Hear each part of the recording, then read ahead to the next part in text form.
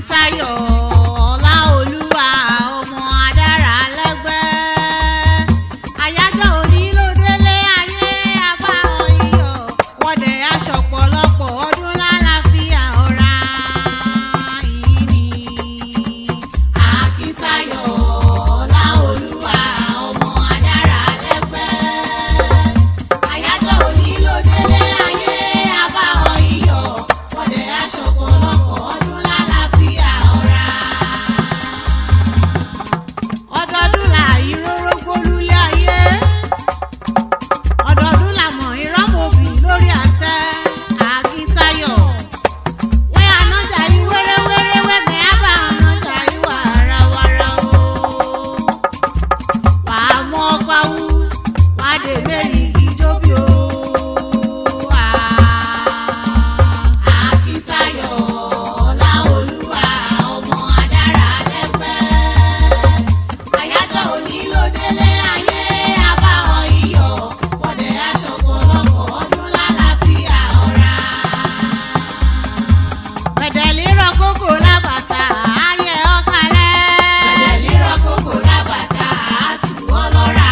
Ọtí yẹ ò ẹ̀mẹ̀ àbàjẹ́ fún ọ Akintayo.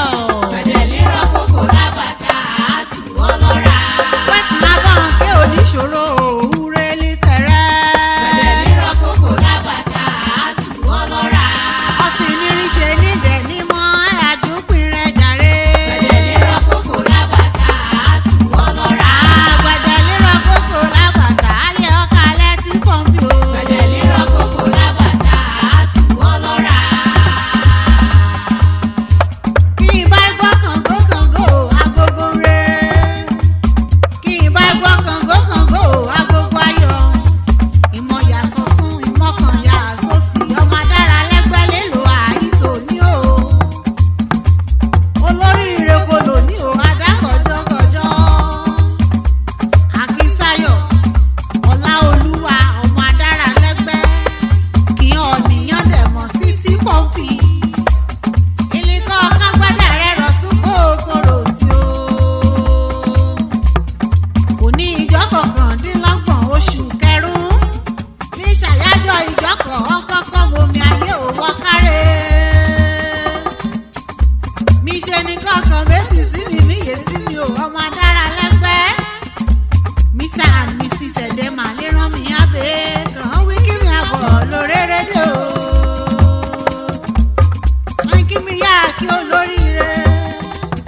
Ọ̀nínú ire aláyé ire. Àìwọ̀sùn ọ̀dúnlé o àìwọ́dé wúyì láwùjọ.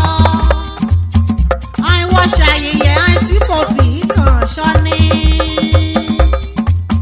Ọkọ Àbáyọ̀mí Olúwaṣeun ò wọ́n ni mo kàn ké sí. Àbá Akínọlá, àbá Morẹ́nì kejì, àbá Akínlèjì o. Wẹ́kàn abọ́ wí èṣì òkọ̀ tí a ṣe yí sí láyé. Ṣé láyé rẹ̀ túbọ̀ sún ọ̀ ìyá sí? Mi kọ̀ọ̀kan gbéra lálẹ́ ká ayájọ́ délé àbárẹ̀ ò wọ́n ní rẹ̀. Àtẹ̀yẹ àtàbárẹ̀ Olóró-Ekiti iná bí hàn o. Kí mo bá yà sákàwùlé bàbá rẹ̀. Wọ́n lọ́mọ lédọ̀fín òróró bílẹ̀. Ọmọ lédọ̀fín ọ̀gá bóyè dé. Ọmọ amúgbáyé o. Ọmọ lédọ̀fín ògbóyè. Ọmọ ògbóyè gbọ́lá. Ọkọ́lé ẹ̀bọ méjì rẹ̀ ké fún. Kọ́dà kú ilé ẹ̀bọ mọ́sùn yìí ò pè é rẹ̀.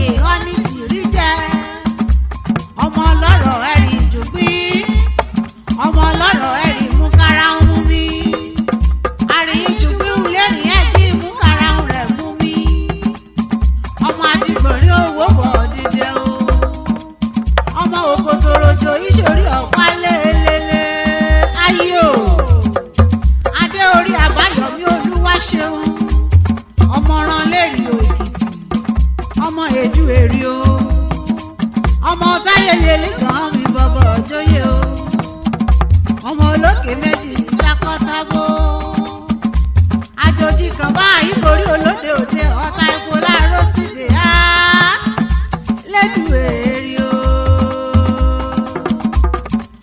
MD and CEO T-Poppy Concepts Limited ọmọ Adaralegbe real estate guru of affordable housing in Nigeria. Oníbàwálẹ̀ kọ́mọ́kàn oníbàlẹ̀ kì í wúléwúrẹ́ kẹ̀yà sọ́dọ̀ T-Poppy. Ẹ kàn sí kóòtù pẹ́ láyé tó wẹ̀mẹ̀ àmáyìsàn lólé ayé rẹ̀ lábẹ́ bó ti wù kọ́ dàgbà tó.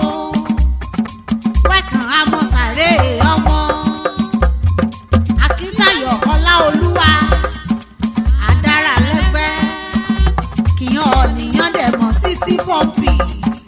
Mr. and Mrs. Edema àìgò ògbóbí olú gbogbo ti gbò ògbóbí olú gbogbo ti gbò àìgò ògbóbí àgbàkan lúlé òfẹ́ lẹ́jọ́ sí ọmọ bò owú ṣòǹdè ọrùn owó ọ̀hún yọ títí owú dọ́kíní àyùn kékeré kan ilékè igi láyé ọmọrin ògbà nílékè ògbà ìran ìké ìmúlẹ̀ kan ilékè àmú àìṣe lọ ìyá lékè ọ́ní